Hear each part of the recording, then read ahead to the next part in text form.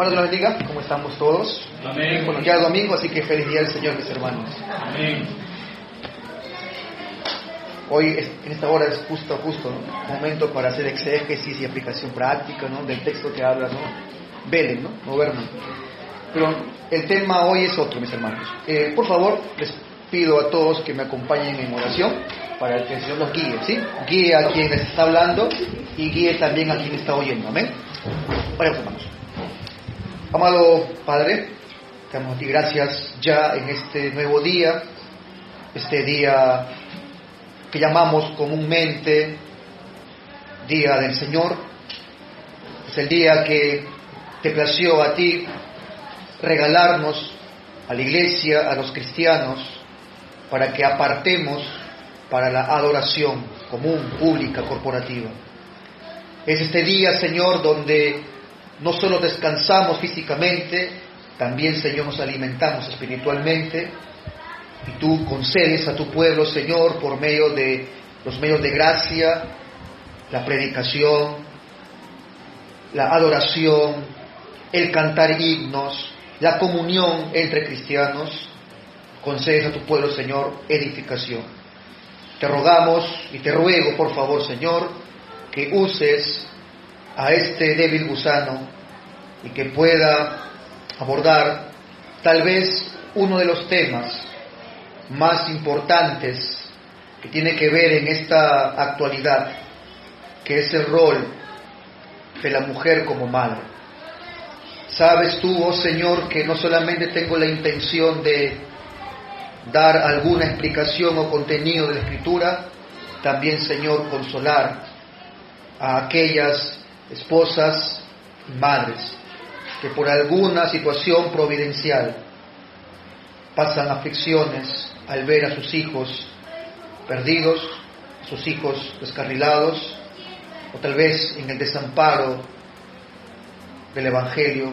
Te ruego, por favor, Señor, que me uses, y te ruego, por favor, Señor, que pueda mi hermano y mi hermana escuchar atentamente. Te suplicamos esto, Padre, en el nombre de Jesús. Amén. Hermanos, quisiera comenzar esta exposición dando dos casos reales de dos siervos del Señor, que tiene que ver su historia en realidad con la intervención de sus madres. Uno, el caso de Agustín de Hipona. Creo que muchos conocemos la historia ya de este varón, que fue una lumbrera en la defensa de la fe cristiana a finales del siglo IV y al comenzar el siglo V. Fue un teólogo prominente. Sin embargo, mis hermanos, hasta los 28 años este hombre vivió en pecado. En su obra extraordinaria, Confesiones, que él lo escribe luego de su conversión, él nos cuenta y nos narra, textualmente él así lo dice, que se liberó de todo lo que le ataba y se entregó, como dice Pablo, a la lascivia para cometer con avidez toda clase de impureza. Sin embargo, mis hermanos, tenía una madre piadosa de nombre Mónica. Esta mujer, madre de Agustín de Hipona, en medio de las idas y venidas de su hijo, siempre estuvo orando por su hijo. Con lágrimas, con oraciones, siempre esta mujer elevaba su oración como un memorial ante el trono de Dios. Y un día, mis hermanos, por fin ese clamor fue escuchado y llegó la respuesta del Señor. Y de labios de su propio hijo, dice él que un día recibió las alegres noticias de la conversión a Dios, y esa voz de lamento se transformó en un cántico de alabanza. Ahora bien, no mucho después, mis hermanos, cuando viajaban juntos, madre e hijo, ella le dijo algo a su hijo. Le dijo: hijo mío, no me queda nada más que hacer aquí. El único motivo por el que deseaba vivir era tu conversión, y el Señor me lo ha concedido ahora de un modo abundante. 5 días después, Mónica enfermó de fiebre y en unos pocos días falleció. Este hijo derramó muchas lágrimas por su madre, pero sobre todo agradeció al Señor por el rol de esta mujer como madre. Él agradecía a Dios por su madre. Y segundo caso, el caso del eminente siervo de Dios, John Newton. Creo que muchos también saben quién es él, ¿verdad? El famoso autor del himno Sublime Gracia. Este hombre, hermanos, también fue hijo de una madre que oraba mucho. Incluso en la peor época de la vida del joven John Newton, era un hombre profano, era un hombre disoluto. La influencia piadosa de los consejos de su madre, que él recibió desde la infancia, jamás fue destruida de la mente del joven John Newton. Él mismo, hermanos, deja constancia de que esto era así, de que aún en la impiedad más atrevida en la que vivía este hombre, el recuerdo, dice él, de cómo oraba su madre, él dice de forma textual, lo obsesionaba continuamente. Y esa impresión que había dejado su madre cuando oraba por el joven John Newton era tan fuerte que, cito textual lo que él escribe después, dice él, casi podía sentir la suave mano de mi madre sobre mi cabeza, como cuando ella solía orar junto a mí a principio de mi niñez y suplicaba la bendición de Dios sobre mi alma. Y no hay razón, hermanos, para dudar de que esa impresión que la madre de John Newton había dejado aún de pequeño, no tengo duda que fue un medio que usó el Señor para salvar el alma de este hombre que después se dedicó a propagar el Evangelio. Hermanos y hermanas, quisiera hoy entonces, se me ha asignado a hablar del rol de la mujer como una madre sabia. El rol de la mujer como una madre sabia. Simplemente el esquema de mi sermón, voy a darles 3 cualidades de lo que es una madre sabia, luego haré una aplicación pastoral y luego cerraré con una aplicación práctica, mis hermanos. Permítanme entonces darles 3 cualidades, son muchas, créanme, pero con estas 3 pretendo encerrar, mis hermanos, y que la iglesia pueda ser aconsejada y también consolada en lo que es el rol de una madre bíblica me refiero. Una cualidad es que las madres deben ser o son mentoras del Evangelio. Cuando uno empieza a ver, por ejemplo, lo que dice el proverbista en el 31, mira cómo inicia este famoso capítulo de la mujer virtuosa, pero mira cómo inicia como consignando como palabra de Dios el consejo de una madre. Dice así, palabras del rey Lemuel, la profecía, y si tú lees con atención, dice, con que le enseñó ¿quién? Su madre. O sea, lo primero que vamos a ver en este famoso capítulo es como una enseñanza materna queda consignada como palabra de Dios. La enseñanza de esta madre quedó consignada como palabra de Dios, palabra inspirada de Dios. Más adelante, en el versículo 26, dice acerca de esta madre, en boca de Lemuel su hijo, abre su boca con sabiduría, y la ley de clemencia está en su lengua. Las madres deben ser mentoras del Evangelio. Cuando vamos al Nuevo Testamento, amados hermanos, encontramos un sinfín de ejemplos. Uno es lo que hemos leído antes del sermón en Timoteo, en su segunda epístola, en el versículo 15, lo voy a leer en la versión NTV, dice acerca de este joven pastor, desde la niñez, afirma Pablo, se te han enseñado las Escrituras, las cuales te han dado la sabiduría para recibir la salvación que viene por confiar en Cristo Jesús. Recuerde, hermano, que quien le había enseñado esas Escrituras a Timoteo, ¿quiénes fueron? Su madre y su abuela. Eso dice, cuando hemos leído el texto, en el 1, versículo 5 de ese mismo carta, me acuerdo, dice Pablo, de tu fe sincera, pues tú tienes la misma fe de la que primero estuvieron llenas tu abuela Loida y tu madre Eunice, y sé que esa fe está firme en ti. Es probable que el padre de Timoteo haya sido un gentil, o que no conocía la palabra de Dios, o que haya fallecido. En cualquier caso, la figura paterna de Timoteo era ausencia. Ahora, nota, hermano, que dice desde la niñez. Ahora, no sabemos exactamente en qué rango de edad se está refiriendo el pasaje, mis hermanos, pero una de los errores más comunes en la que suelen caer las madres es suponer que entre el primer año y el año tercero de la vida del niño no son tan importantes en lo que respecta a su instrucción. No, porque todavía el niño no habla, pastor, todavía no discierne. Se piensa que no es importante ese rango de edad. Pero hermanas y hermanos, la verdad es que sí lo es. Es que la formación del carácter en esa edad es trascendental para cómo ese niño o esa niña va a ser más adelante. Y se ha dicho, y con mucho acierto, que las impresiones en esa edad quedan grabadas. Los principios y el ejemplo implantado en esa edad quedan grabados. Los hábitos que se van formando durante esos años podría resultar, amados hermanos, en el carácter definitivo del niño hasta el fin de sus días.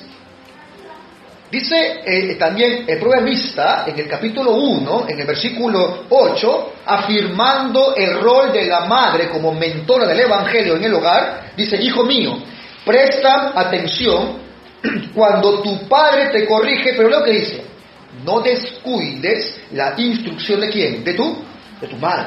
O sea, noten, mis hermanos, como padre y madre, ejerciendo una labor de enseñanza, una labor pedagógica.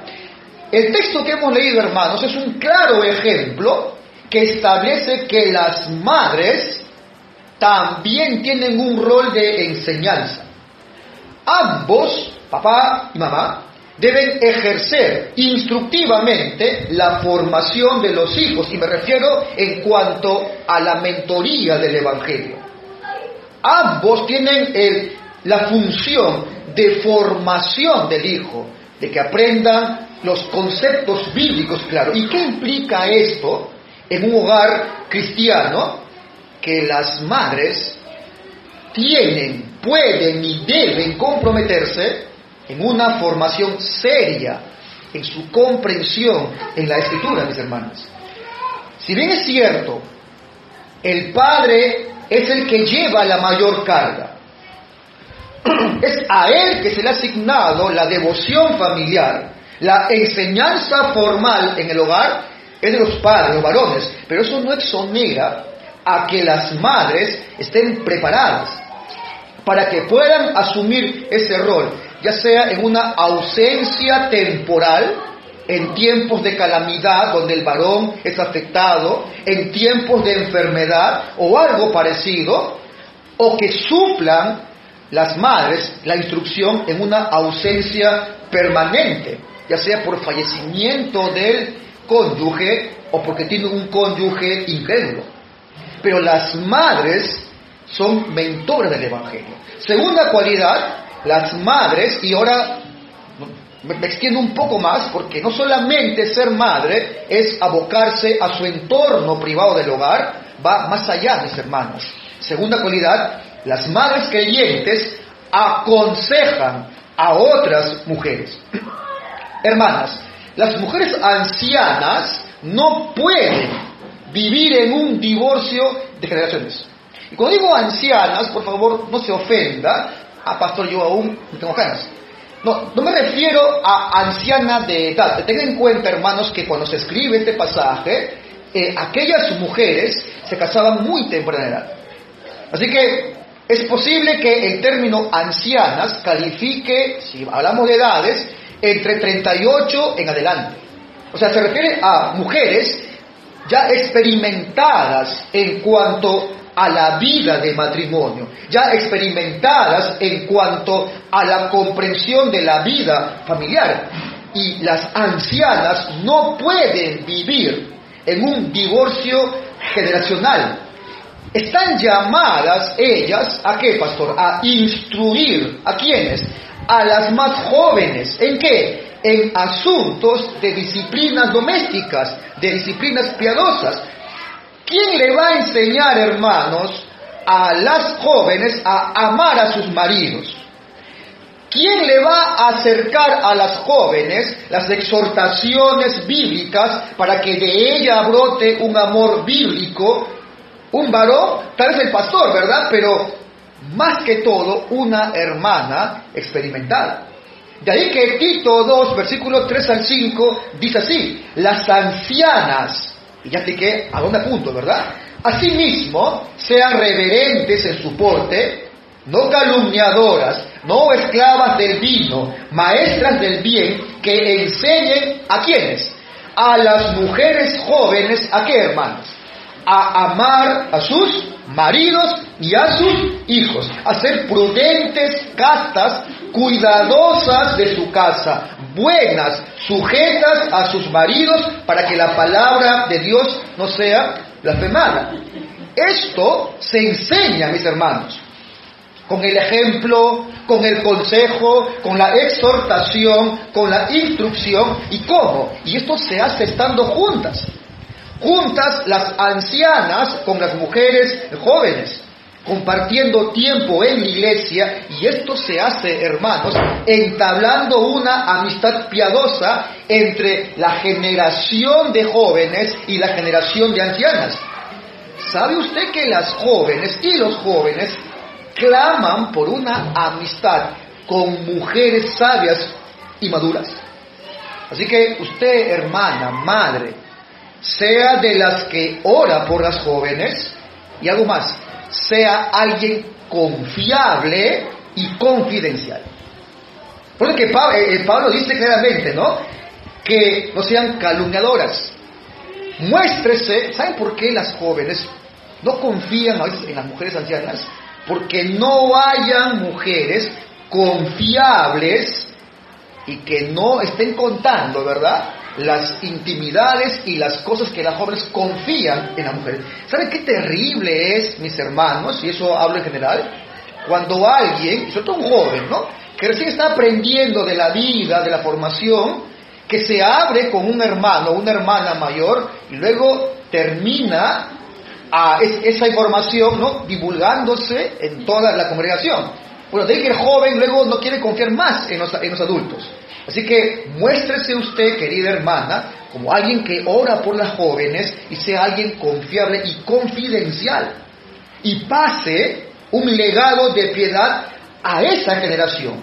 Y un consejo, si me permiten ustedes, amada iglesia, una iglesia, hermanos, donde se enfoca, es fuerte en su teología, en su doctrina, como esta congregación, debe aterrizar los conocimientos de la doctrina a través de algo que se llama mentoría y hospitalidad bíblica. Esto es, compartir tiempo, vínculos edificantes, vínculos piadosos. ¿Para qué? Para que los que más van entendiendo puedan darle una aplicación sencilla y práctica a los menores o a la generación de jóvenes. Así que, mis hermanas queridas, si usted no está apartando, usted madre, un tiempo para estudiar la Escritura, para estar orando, no estará tampoco enseñando con el ejemplo a sus hijos, conforme enseña la Escritura. Recuerden, hermanos, que la Biblia, en el Antiguo Testamento, los hijos reconocían a Dios como el Dios de nuestros padres, y hablaba de ambos, ¿no?, de papá y mamá. Ellos identificaban, ¿no?, el ejemplo divino en los padres. Así que tanto el varón como también la esposa, como madre, debe estar supliendo ese rol de instrucción en casa. Eso implica fijar tiempos para el estudio, tener materiales, tener libros para estudiar, buscando ayuda, buscando consejo. Y las esposas, las madres, cuando el esposo tal vez, ya sea porque es un irresponsable, no está cumpliendo su rol, o el trabajo o la vocación que tiene se lo impide, no se prive el hogar de la instrucción bíblica. No se prive en el hogar que los hijos sean instruidos en cuanto a la palabra. Y jóvenes, tanto varones y mujeres, jóvenes que aún no son madres y aún no son padres. No piense usted, jovencito, que todo esto que acabo de decir, eso cae del cielo. No, esta es la cosecha de algo que se tiene que sembrar antes de casarse. Esto es una cosecha que se siembra antes de tener hijos. Es que si en la etapa de tu juventud no se preocupó en formarse, créame, tendrá dificultades con este rol. Hermano, jovencito, esto no sucede por ósmosis. ¿Saben qué es eso? Ustedes se imaginan, no sé, ¿no? Que acá hay un hermano virtuoso, ejemplo, ¿no? En el fútbol, y yo estoy pensando que por solo apegarme a él, ¿no? Se me transmite por ósmosis su habilidad. Hermano, eso no es así. Esto no es por ósmosis. Esto es disciplina, mis hermanos. Hay que trabajar conscientemente y prepararse. Y esto es antes del matrimonio, antes de que vengan los hijos. Y de paso, amada iglesia, los padres son los que preparan a sus hijos para ser esposos y esposas, no la iglesia. Los padres son los que preparan a sus hijas para ser esposas, no es la función de la iglesia. Y si esto, hermanos, no está sucediendo en nuestro entorno, se avecina una profunda crisis de orientación a los jóvenes. Y vemos que van a llegar al matrimonio sin ninguna idea de lo que realmente implica la vida de matrimonio. Y eso, hermanos y hermanas, va a ocasionar un profundo daño en el tejido más íntimo de las familias y por ende, hermanos, de la iglesia. Y esto va a generar familias que no son un espacio de formación para hijos. Y si no hay familias fuertes, bueno, ¿qué queda? Una iglesia débil. Una iglesia con falencias para dirigir. Una iglesia con falencias en cuanto a la madurez. Y tristemente, una iglesia con altos indicadores de divorcio. Así que la sabiduría que los hijos deben encontrar en el hogar, hermanos, primero se basa en la armonía del hogar. Y esta armonía se va a expresar en el hecho de que el padre y la madre cumplen este rol de instrucciones, de mentoría, en cuanto a el ejemplo a las más jóvenes y también en casa. Y otra cualidad, la madre creyente es laboriosa, es industriosa. Una mujer de gran virtud, una madre de gran virtud, hermanos, entiende que también es apoyo en el trabajo. Ya lo mencionó el hermano Samuel, en Proverbios 31, en el versículo 12 en adelante, leo del 13 al 14, hablando de esta madre, dice: busca lana y fino, y con la voluntad trabaja con sus manos. 14, es como nave de mercader, trae su pan de lejos. No pienso, hermanos, aquí discutir a qué carga horaria o qué no debe cumplir la esposa, pero sí pienso dejarte esto en tu mente. El trabajo de la esposa, de la madre de un hogar, es algo que lamentablemente hoy la sociedad mira con desprecio. Y esto afecta incluso a la propia identidad de las mujeres.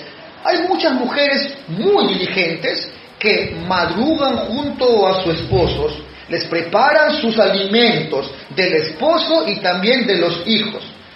gobiernan la casa cuando el esposo está ausente. Ella ordena, ella delega, ella instruye, ella asea, ella decora, ella embellece, ella ornamenta el hogar y trabaja al mismo tiempo que el esposo. Pero ante la mirada despectiva de que la labor doméstica es algo de segundo orden, o es algo, simplemente es alguien que se encarga del hogar, muchas esposas y madres cristianas sienten que han fracasado porque no se están abocando a ser exitosas en el mundo laboral. Y esto, hermanos, afecta el valor intrínseco que tiene una madre cristiana. Incluso y lamentablemente son menospreciadas en medio de la congregación, en la sociedad, y este rol, el rol del cuidado, el rol de madre, hoy se ve realmente mellado, mis hermanos. Hoy se piensa que el trabajo en casa es algo poco, menospreciado, ¿no? Y las esposas cristianas están siendo afectadas por ello. Y muchas mujeres han empezado a ver, muchas madres han empezado a ver el rol de cuidar y de educar al hijo como algo de poca monta, como algo muy simple, como algo que no me dignifica. Ven el trabajo doméstico como algo inferior en la escala social. Pero, amadas hermanas, esto es cumplir su llamado. Esto es cumplir un llamado altísimo que tiene la madre y tiene la esposa. Es participar en la formación del carácter del hijo. Mira cómo el corazón de una madre, María, al ser bendecida por el Santo Espíritu con la maternidad del Mesías y lo que implicaba el cuidado de éste, estalló en una admiración piadosa por el honor que se le estaba dando. Y mira lo que ella expresó, dice en Lucas 1, ella hace este cántico de María: engrandece mi alma al Señor, y mi espíritu se regocija en Dios mi Salvador. Ahora, ¿por qué? Dice ella, porque ha mirado la bajeza de su sierva, pues he aquí, desde ahora me dirán, bienaventurada todas las generaciones. Así que no subestimen la presencia amorosa de una madre en el desarrollo físico, emocional, intelectual y espiritual de un hijo. Ese rol, hermanas, no puede ser reemplazado por ninguna otra persona. Ni por una tía, ni por la mamá, ni por una hermana mayor, ni por tu madrina, ni por tu vecina, no. Es el rol que se le ha asignado a una madre piadosa. Es el regalo que ha dado el Señor a una madre piadosa. Ahora, voy a hacer una aplicación pastoral de todo esto que he dicho. Quiero hacerles unas preguntas, en general, a toda la congregación. No solamente a las madres, sino también a los padres. Al hogar me refiero. Y sé que puede ser incómoda, querido hermano, pero justamente es el punto que te va a llevar a examinarte. Te pregunto, hermano, ¿tu familia, tu hogar, es responsable ante lo que estamos supuestos a cumplir? ¿Cuántos hijos formados por el impacto de tu hogar en sus vidas da gloria a Dios y reflejan la crianza piadosa de sus padres? Te pregunto algo. El compromiso de tu matrimonio con el avance del reino de Cristo ha pasado simplemente de un buen deseo o sentimiento subjetivo a hechos concretos, a algo objetivo, a un plan de acción. Pastor, yo quiero honrar a Dios. Muy bien, ¿cómo? ¿Cómo piensa usted que está honrando a Dios? ¿Cómo lo estás haciendo, hermano? Pastor, quiero glorificar a Dios. Muy bien, ¿cómo? Te pregunto, ¿cómo se evidencia en tu matrimonio que usted está sirviendo a Cristo? Mire, pastor, yo vengo a limpiar la iglesia, yo canto, yo enseño, soy pastor encima y cada domingo predico. Muy bien, hermano, y con el debido respeto a los que sirven en la iglesia, eso lo puede hacer cualquiera. Cualquier persona, sin necesariamente que sea una evidencia de que su matrimonio tiene realmente la mente de Cristo. Te pregunto, ¿cómo se evidencia en tu matrimonio que sirves a Cristo? ¿Estás cumpliendo realmente tu papel como padre y como madre, como esposo y como esposa? ¿Estás ejerciendo realmente el patrón bíblico de ser padre y madre piadoso? Veamos la historia de un matrimonio. Veamos la historia del hogar de Manoa y su mujer. Y extraigamos de aquí, hermanos, puntos pastorales y que te sirva para entender el rol de la paternidad y de ser madre.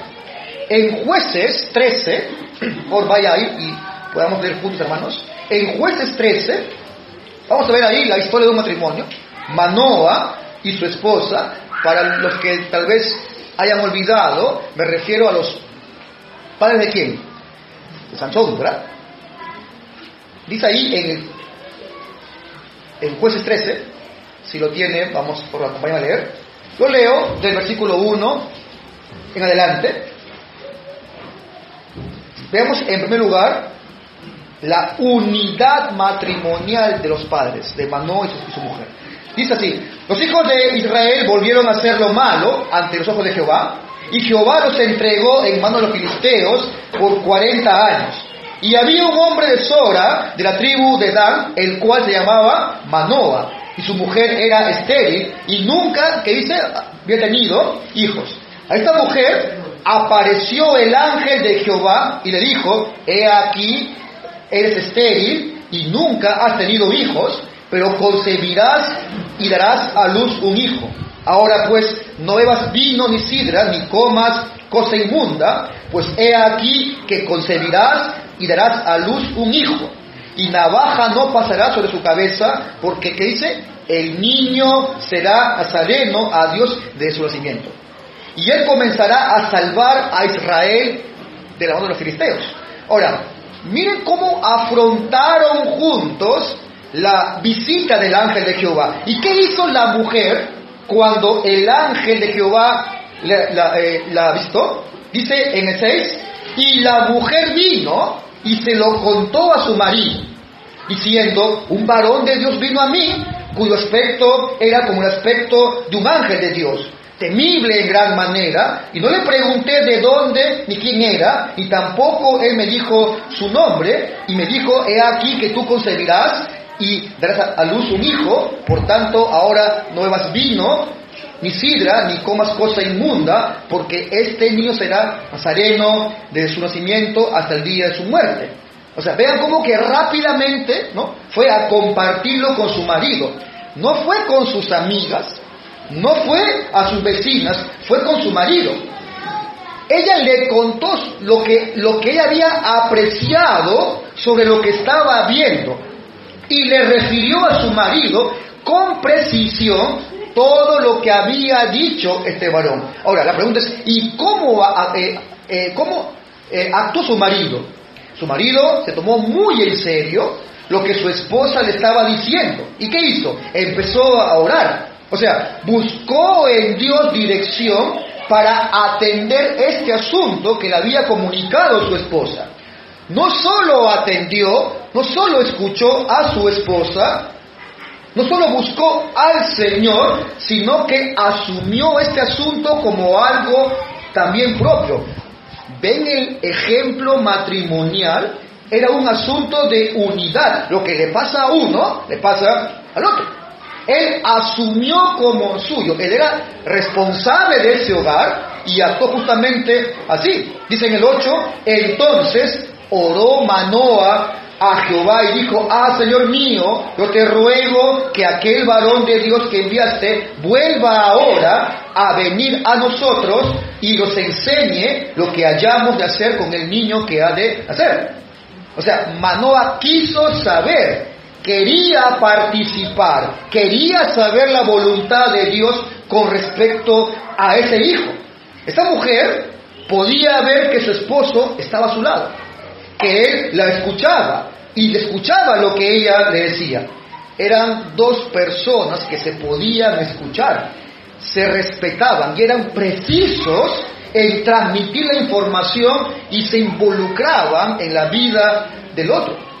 En el 9, y Dios oyó la voz de Manoa, y el ángel de Dios volvió otra vez a la mujer, estando ella en el campo, mas su marido Manoa no estaba con ella. Dice el 10, y la mujer corrió, otra vez, prontamente a avisar a su marido, diciéndole, mira, que se me ha aparecido aquel varón que vino a mí el otro día. Dice el 12, entonces Manoa dijo, cuando tus palabras se cumplan, ¿cómo debe ser la manera de vivir del niño?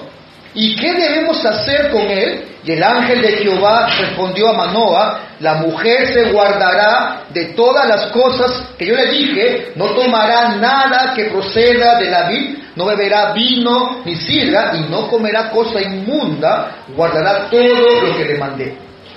El ángel, ¿qué hace? Le relata qué cosas se debe hacer con el niño, ¿verdad? Así que vemos un mandato explícito para la educación, para la formación del hijo. Bueno, la Biblia habla mucho de esto, de la instrucción, de la educación de los hijos. Segunda cosa que podemos ver, hermanos, es que ambos, papá, mamá, esposa y esposo, tenían un mismo criterio de educación. O sea, no había un padre tirando por un lado y una madre que tiraba por otro lado. Si saltamos al 14 de Jueces, versículo 1 al 4, vamos a ver que habían dos, papá, mamá, con un mismo criterio de educación del hijo. Dice en el 1, descendió Sansón a Timnat y vio en Timnat a una mujer de las hijas de los filisteos. Bueno, ¿y qué hizo Sansón? Y subió y lo declaró ¿a quién? A su padre y a su madre, diciéndoles, yo he visto en Timnat una mujer de los filisteos, os ruego que me la toméis por mujer. Se lo dijo a su padre y a su madre. Dicen el 3, y su padre y su madre le dijeron, no hay mujer entre las hijas de tus hermanos, ni en todo el pueblo, para que vayas tú a tomar mujer de los filisteos. Y Sansón respondió a su padre, tómame esta por mujer, porque ella me agrada. 4. Mas su padre y su madre no sabían que esto venía de Jehová, porque él buscaba ocasión contra los filisteos, pues en aquel tiempo los filisteos dominaban Israel. Era un plan que entraba dentro de los propósitos de Dios para liberar a su pueblo. Pero vemos en el texto que Sansón le contó a sus padres, o sea, confió en sus padres, le contó a sus padres, a su padre y a su madre, todo, o sea, se ve la misma forma de educación, la misma forma de ejercer autoridad. No es como hoy, ¿verdad? No es como hoy que por ahí alguna mamá dice, cuando venga tu padre, vas a ver, ¿no? O sea, cuando hace falta corrección, cuando venga tu padre vas a ver. No hace falta eso, querida hermana. Todo acto de indisciplina se corrige en el momento, se sanciona en el momento y se acaba el asunto. Todo acto de disciplina se corrige en el instante y se acabó. Este hogar, hermanos, tenía unidad en la educación, tenía unidad a la hora de ejercer autoridad. Y que debido a que Sansón desde niño fue enseñado de la manera correcta, este hijo, escucha esto con atención, este hijo podía exponer con libertad los asuntos amorosos ¿a quién? A sus padres. No tenía planes de ocultarles, de engañarles. No, él fue a su papá y su mamá. Había unidad en la forma de educar. Vemos también la aportación sabia de la madre al matrimonio y al hogar. Esta mujer poseía un alto grado de comprensión, un alto grado de fe, de sabiduría. Sabía cómo aplicar correctamente la comprensión de lo que le estaba diciendo aquel hombre, aquel ángel. Vamos a ver cómo Manoa más bien confundía y cómo la esposa le aclara lo que era. Vemos en 1 Pedro 3, versículo 1 al 4, mira cómo esta mujer, repito, aportaba sabiduría, aportaba un espíritu afable, apacible. ¿Y qué es lo que finalmente Pedro les exhorta también a las mujeres? Dice así, 1 Pedro 3, versículo 1 al 4. Leo el texto, leo del 1 en adelante, ¿ya? Dice: asimismo vosotras, mujeres, estad sujetas a vuestros maridos, para que también los que no creen a la palabra, ¿qué dice, hermanos? Sean ganados sin palabra por la conducta de ¿quién? Sus esposas. Considerando vuestra conducta casta y respetuosa, vuestro atavío no sea el externo, de peinados ostentosos, de adornos de oro o de vestidos lujosos, sino el interno, el del corazón, el incorruptible ornato de un espíritu afable y apacible, que es de grande estima delante de Dios. Es claro en la Biblia, ¿verdad? Habla que la mujer, la madre en el hogar, tiene algo que la distingue. ¿Qué, pastor? Un carácter afable y apacible. Ay, pastor, lo que pasa es que a mí eso no me han enseñado, ¿no? A mí me han educado que sea empoderada. Pero cultivar el espíritu afable, apacible, cuesta mucho, mis hermanos. Pero es vital que sea así. Noten que las dos veces que el ángel vino a tratar el asunto, que este niño sería juez de Israel, ¿con quién fue? Fue con la mujer, ¿verdad? Fue con la mujer. Y súmale a esto que con respecto a lo que comprendía la mujer, fue la mujer que comprendió mejor, que interpretó mejor este encuentro con el ángel de Jehová. Dice en el 22, vuelvo a Jueces, y dijo Manoa a su mujer, mira lo que él pensaba. Ciertamente, dice, vamos a morir, porque a Dios hemos visto. Y mira cómo su mujer le corrige. Y su mujer le respondió, si Jehová nos quisiera matar, no aceptaría de nuestras manos el holocausto y la ofrenda, ni nos hubiera mostrado estas cosas, ni ahora nos habría anunciado todo esto. O sea, Manoa no había entendido, él pensaba que iban a morir. La mujer lo entendió bien y dijo, usted no entendió. O sea, mira la sabiduría de la mujer. Ella entendió el objetivo divino. Su marido no lo entendió. Esta mujer era ayuda idónea para ese marido. Era sabia para ese hogar. Y en último lugar, hermanos, cada uno sabía cuál era su rol. Tanto los padres como también los hijos. Hay hijos, ¿verdad?, que se creen muy inteligentes, más que sus padres, solo porque saben manejar mejor un celular, ¿no?, una laptop, y como sus padres tal vez no están tan adecuados a la tecnología, piensan que están por encima de los padres, piensan que están por encima o hay mujeres, ¿no?, que son muy hábiles, muy sabias, muy instruidas, y como quiera, piensan también que están por encima del esposo. Usted ve aquí a Manoa, ultrajado, apabullado por su esposa, no, ¿verdad? A pesar de que ella comprendió mejor la voluntad de Dios. No, ella aportó sabiduría, ¿verdad? Ella le aportó a la comprensión del esposo respecto a lo que estaba ocurriendo, con lo que había dicho el ángel. Fíjese cómo la esposa va tiernamente al esposo, le expone todo lo que estaba ocurriendo, cuando él no podía entender el asunto. Ella le aclara cada punto al esposo, el encargo que daba el ángel, pero en ningún momento esta mujer se puso por encima del esposo. No intentó liderar el hogar, sino que actuaba sabiamente, actuaba con una fe notable, pero dejó espacio para que sea su marido que lidere el hogar. Eso es lo que decía el hermano, una mujer sabia que edifica su casa. No, a esta mujer no se le olvidó su rol. No porque ella no dijo, acá la que más sabe soy yo, así que a partir de ahora yo mando, ¿no? ¿Verdad? Permitió que su esposo dirija el hogar. Así cuando el hombre y la mujer, papá y mamá, ejercen sus funciones de acuerdo con el plan divino, es ahí, hermanos, donde ese hogar empieza a ser fuerte cada vez más.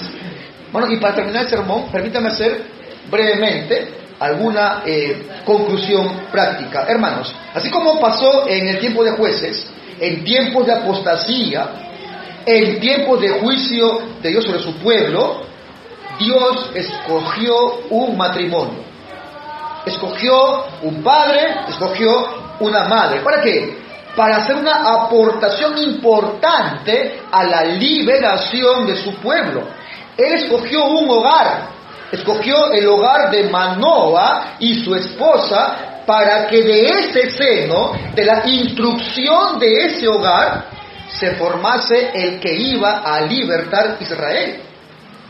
Según Timoteo 2, versículo 20, lo leo, dice así: pero en una casa grande, no solamente que dice hay utensilios de oro y de plata, hay también de madera y de barro, y unos son para usos honrosos y otros son usos viles.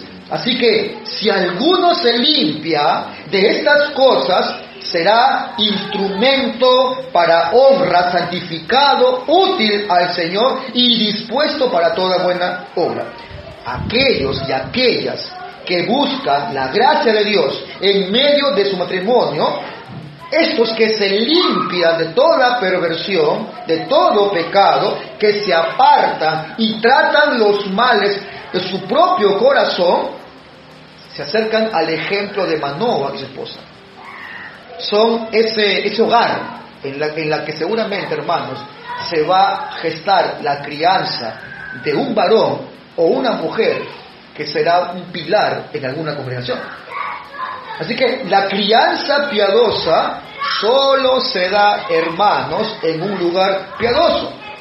Manoa y su esposa tenían un motivante poderoso para criar de forma piadosa a ese niño. ¿Cuál? La conciencia que fue Dios mismo que le entregó en sus manos a ese niño. Recuerde que era alguien estéril, la mujer de Manoa. Ellos tenían claramente la conciencia de que fue un regalo de Dios. Bueno, y cada vez que el Señor nos concede hijos, es así, ¿verdad? Es un regalo de Él. Y lo que implica, amados hermanos, educar a los hijos para Dios, es esto: que tengas tú la convicción sincera de que son de Él, son del Señor. Él nos concede más bien ese don de poder instruir, de poder criar. Son lanzas, como dice, ¿no?, el salmista, en las aljabas. Es tu labor, papá, mamá, afilar bien la lanza, apuntar muy bien, y que esa lanza, al ser enviada, llegue al reino de Cristo. Y quiero cerrar esta enseñanza, mis hermanos, indicando algo, que es la antípoda de todo esto que he dicho hoy, pero es una realidad, que es lo contrario de todo esto que hoy he dicho, pero bueno, es una realidad que hoy se puede estar dando en tu misma vida o en alguien que tú puedas conocer. Me refiero a la gran calamidad para los padres piadosos que tienen hijos malos e impíos. Dice Salomón en Proverbios 17, 21, mira cómo él lo expresa. Y es un padre que conoció de esto. Dice: el que engendra al insensato, que dice, para su tristeza lo engendra. Y el padre del necio, dice, no se alegrará. El hijo necio, está diciendo, le quita toda la alegría a los padres. Dice luego en el 19:13, dolores para su padre el hijo necio. Sé que hay padres que temen que sus hijos, que no son creyentes, caigan víctimas del juicio severo de Dios en esta vida. David, hermanos, cuando su hijo Absalón encabezaba una gran rebelión contra su padre y tenía que ir a batalla contra los rebeldes, él temía algo: que su hijo pereciera en sus pecados, muriera siendo un impío, un pecador. Los padres que tienen hijos impíos saben de esto. Temen que sus pobres hijos se hayan apartado del camino de Dios y que sean como pájaros que se escapan del nido, exponiéndose a todo tipo de peligros. Saben claramente los padres piadosos sobre la amenaza de la palabra en su contra. Saben de los ejemplos terribles que hay acerca de la venganza de Dios sobre los hijos de desobediencia.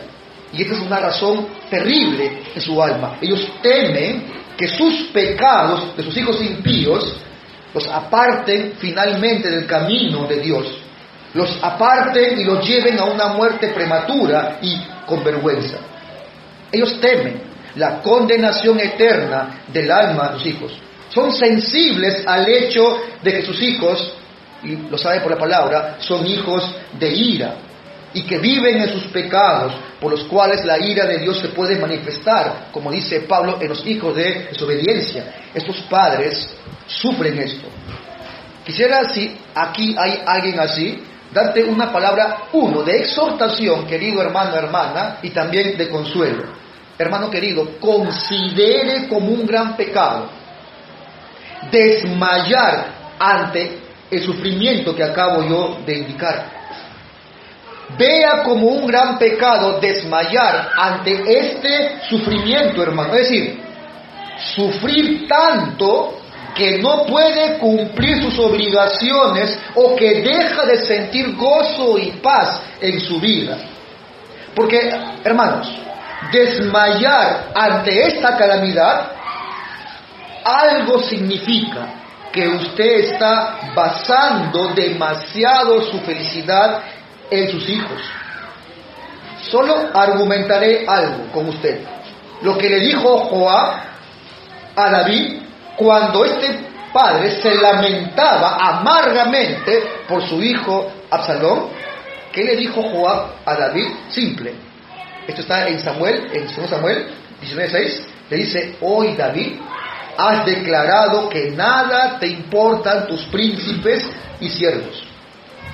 Igual le digo a usted, querido hermano, que si su alma desmaya bajo la carga de un hijo desobediente, declara a usted que poco le importa a Dios y Cristo. No se prive, hermano, de ninguna oportunidad de honrar a Dios, de servir a su iglesia. No cause el desconsuelo de su cónyuge, ni de otros hijos que queden huérfanos por culpa de un dolor que no agrada a Dios, que no le agrada a Dios. Hay mucho aún que hacer. Hay otros hijos también. Descanse en el Señor. Recuerde que algo más: si usted tiene un hijo malo, hay un Dios bueno.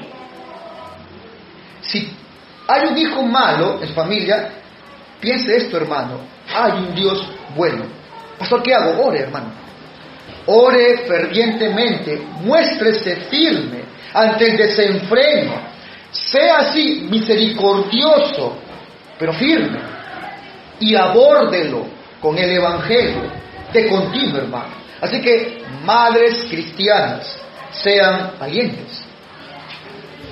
Ustedes están rodeadas, y uso hebreos, de una gran nube de testigos de la fidelidad de la promesa de Dios.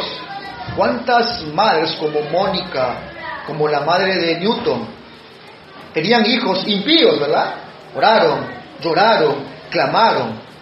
Son testigos ahora de toda madre que pueda estar tal vez siendo la misma historia, con hijos impíos. Así que confíe en el poder de la oración, querida hermana. Testifique usted con sus lágrimas y su oración la eficacia de la instrucción desde pequeños. La eficacia de la instrucción en la fe. Y siga adelante, hermano. Y confíe en el Señor. Grandes y muchas serán las dificultades que se atraviesan en cuanto a educar a hijos. Grandes y muchas son los temores que tiene un padre o una madre al educar a hijos. Pero confíen en Dios. Es mayor el que está con ustedes que todo lo que pueda estar en su contra. Confíen, como dice el cántico, perpetuamente en Jehová. Él es que dice, fortaleza de los siglos. Y como dice Pablo, a su tiempo segarán. Así que, hermanas, que les conceda Dios gracia para que sean fieles. Les conceda Dios gracia para que ustedes puedan seguir orando fervientemente por sus hijos. Les conceda gracia para que su rol como madre sea el sello, sea el significado, sea el medio que Dios puede usar por la piedad como usted educó a su hijo, por la semilla y la esperanza que usted le instruyó, sea el medio que use Dios para la salvación de los suyos. Amén. Oremos, hermanos. Amado Señor, te agradecemos por tu palabra que nos exhorta, pero también nos consuela, oh Señor. Oh Padre, te agradecemos primeramente por habernos concedido la comprensión de lo grande que eres tú, de tu amor, tu misericordia, por tu perdón, Señor. Pero también, Señor, rogarte en primera instancia, como padres y madres,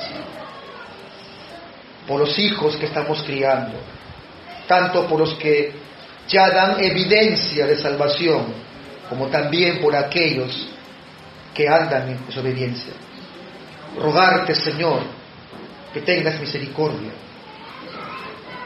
que des gracias, Señor, y que podamos decir, junto a esos testigos que a su tiempo hemos cegado, que podamos decir como Mónica, como la madre de John Newton, que nuestras lágrimas y cada oración con lágrimas ha sido respondida. Confiamos, Señor, en tu provisión, en tu poder, misericordia, sabiduría y amor.